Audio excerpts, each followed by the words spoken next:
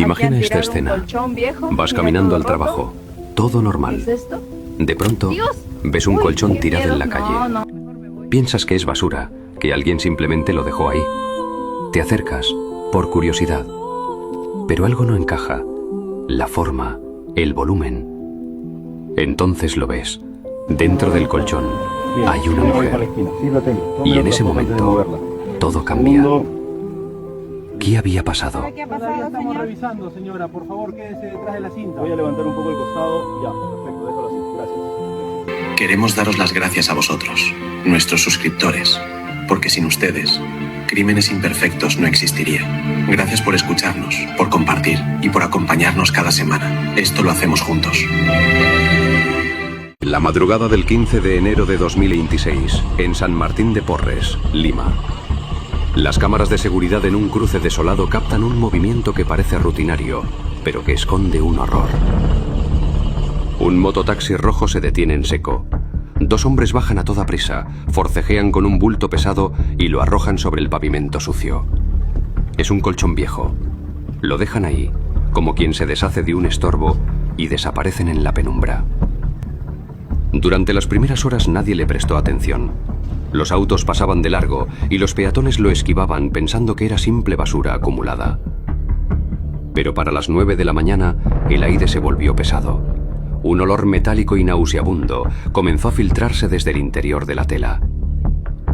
Un grupo de vecinos se acercó y notó algo perturbador. El colchón no estaba roto por el uso. Estaba cosido a mano de forma tosca, como si alguien hubiera intentado sellar un secreto a la fuerza. Minutos después, cuando los peritos rasgaron las costuras, el horror quedó al descubierto. No era un simple desecho. Dentro, envuelto en plásticos, yacía el cuerpo de una mujer joven con más de 30 heridas de arma blanca. ¿Quién era ella? ¿Qué hacía una mujer ocultada en las costuras de un colchón abandonado? Y lo más importante, ¿quiénes eran los que bajaron de ese mototaxi y por qué creyeron que nadie los estaba mirando? Jennifer Lisbeth Mendoza Segura tenía 25 años y un motor que nunca se apagaba. Sus 4 hijos. En Milagro, Ecuador, su vida transcurría entre la calidez de su hogar y la urgencia de las cuentas por pagar. Para ella no había decisión pequeña si el objetivo era darles un futuro distinto al que ella conocía. Jennifer no era de las que se rendía. Era de las que buscaba soluciones donde otros solo veían muros. Ella no vivía para ella misma, vivía para esos 4 guaguas. Si le tocaba trabajar doble turno, lo hacía nomás. No le tenía miedo al esfuerzo.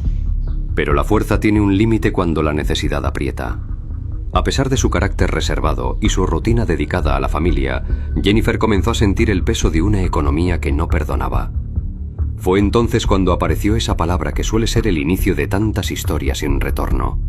Oportunidad. Una oferta de trabajo. Un sueldo que en Milagro parecía un sueño. Un viaje que prometía ser el puente hacia la estabilidad que tanto buscaba. Estaba bien entusiasmada, ¿no? Pero también pensaba bastante. Sabía que si se iba le tocaba dejar a los guaguas, aunque sea un tiempo. Pero ella decía que era la única forma, pues. En su barrio, Jennifer era la mujer tranquila que evitaba los conflictos. Sin embargo, detrás de esa calma se estaba gestando una decisión radical. Había voces nuevas en su entorno, promesas que venían de fuera y un camino que empezaba a trazarse más allá de la frontera ecuatoriana. Jennifer estaba en ese punto de no retorno. El equipaje estaba listo, el corazón dividido. Nada en sus ojos delataba que esa oportunidad en Lima no era lo que parecía. Nada indicaba que su confianza estaba siendo depositada en las manos equivocadas. Ella salió de casa con una sonrisa y una promesa. Volveré pronto con lo necesario. Pero mientras el bus avanzaba hacia el sur, una sombra silenciosa comenzaba a envolver su destino. ¿Qué fue lo que realmente le ofrecieron para que aceptara dejarlo todo? ¿Y quién estaba realmente detrás de esa llamada que la convenció de cruzar la frontera hacia lo desconocido? La llegada a Lima fue el inicio de una cuenta regresiva que nadie pudo prever. Al principio, la comunicación con Milagro fluía. Eran mensajes de alivio, confirmaciones de que el viaje había terminado y que una nueva etapa comenzaba en el distrito de San Martín de Porres. La primera llamada, Ella estaba bien, decían que el lugar era grande, que ya estaba por empezar. Nosotros no sospechábamos nada. Pero la calma fue un espejismo. Con el paso de los días, la mujer que siempre estaba pendiente de sus 4 niños empezó a transformarse en un fantasma digital. Las videollamadas se cortaron, los mensajes de texto se volvieron cortos, fríos, casi mecánicos. Y de pronto, el silencio absoluto. El celular dejó de timbrar. Solamente dijo que iba a trabajar. Nosotros le preguntamos en qué ibas a trabajar, pero ella no nos quiso decir nada. Mientras en Ecuador la angustia crecía, en Lima la madrugada del 15 de enero de 2026 guardaba un secreto macabro. 5:42 de la mañana. Un mototaxi rojo recorre las avenidas Naranjal y Pacasmayo. 2 sombras bajan un colchón viejo, lo tiran sobre el asfalto sucio y huyen perdiéndose en el laberinto de calles de SMP. Para los que pasaban por ahí, era solo basura. Nadie imaginó que ese bulto tenía el peso de una vida truncada. A las 9 de la mañana, el sol de Lima comenzó a calentar el ambiente y un olor metálico y nauseabundo empezó a filtrarse por las costuras del colchón. Los vecinos, intrigados por la forma tosca en que la tela había sido cosida a mano, llamaron a la policía. Cuando los peritos rasgaron el material, el horror quedó al descubierto. Pero no había respuestas, solo más preguntas. Nadie sabía quién era ella, no llevaba documentos, no había huellas claras. Era solo el cuerpo de una mujer joven, envuelto en plásticos y marcado por la violencia de más de 30 heridas. En ese momento, para el mundo, ella no tenía nombre.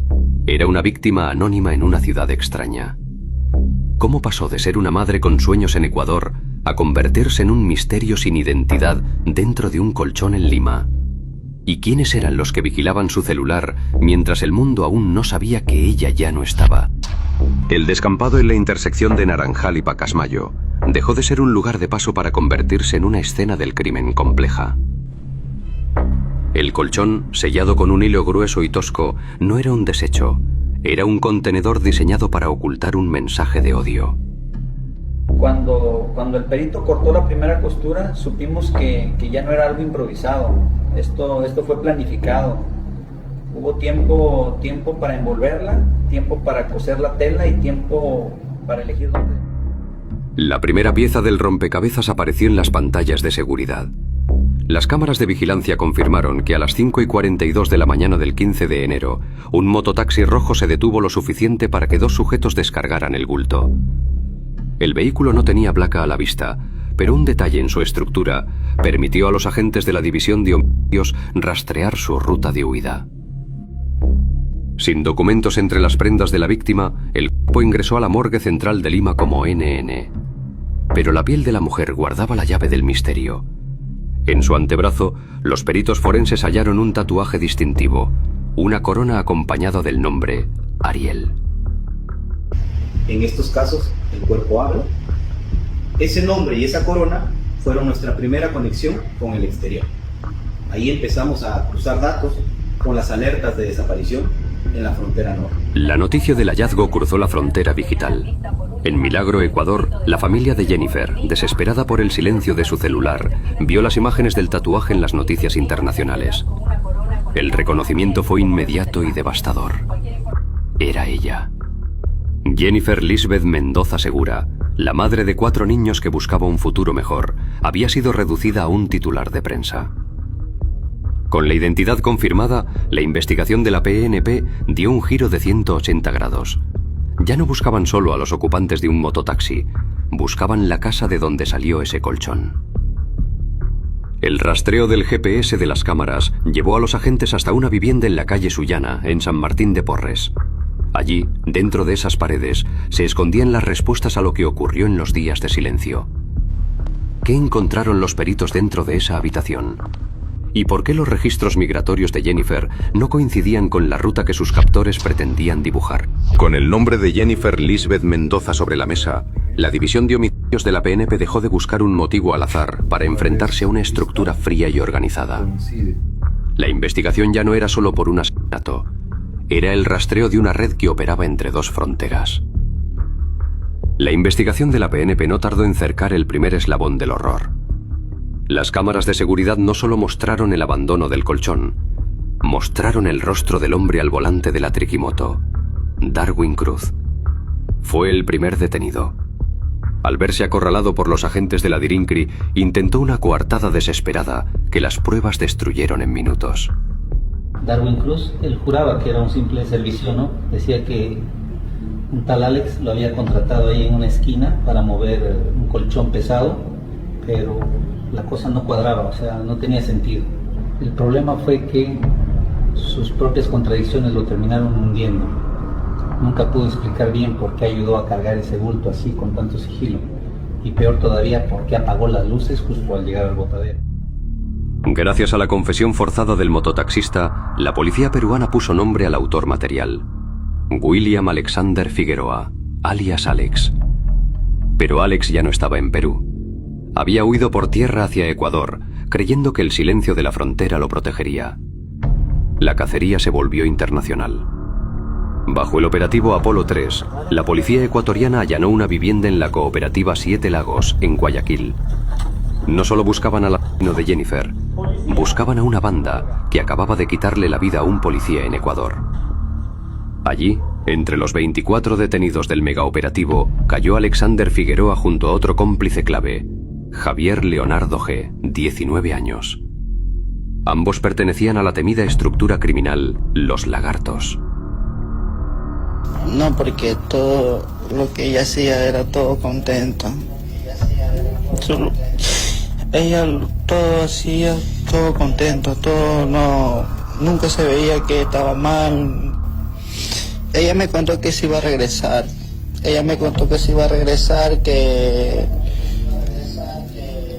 Que para estar con los bebés, porque los extraña mucho a los bebés. Las pericias revelaron que Jennifer fue atacada con una saña inexplicable. Más de 30 puñaladas. Le quitaron la vida cuando intentó rebelarse contra la red que capturaba mujeres ecuatorianas, colombianas y venezolanas bajo falsas ofertas laborales. A pesar de las confesiones y las pruebas abrumadoras, el caso de Jennifer Mendoza hoy se enfrenta a un muro de burocracia y fronteras.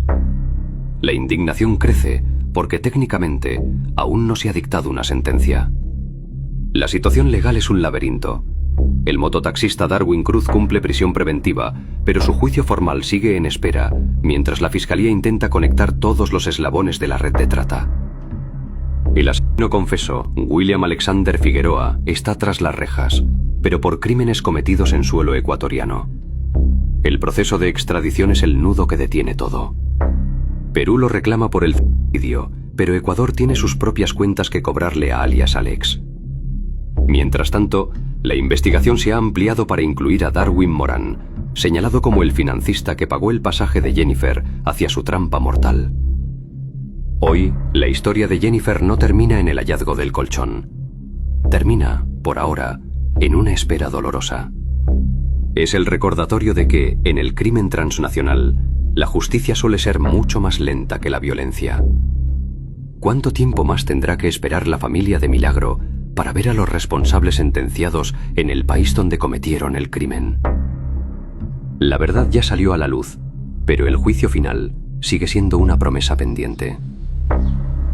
La historia de Jennifer trasciende el crimen. Se ha convertido en un reflejo de una realidad más amplia. Personas que viajan buscando oportunidades y terminan atrapadas en redes que operan en silencio. Porque detrás de cada caso como este hay algo más profundo. Confianza utilizada, promesas falsas y decisiones que en segundos cambian todo. Y la enseñanza queda marcada más allá de cualquier sentencia. No todo lo que parece una oportunidad lo es. Y en un mundo donde las redes operan sin ser vistas, la prevención puede ser la única barrera entre la vida y el riesgo.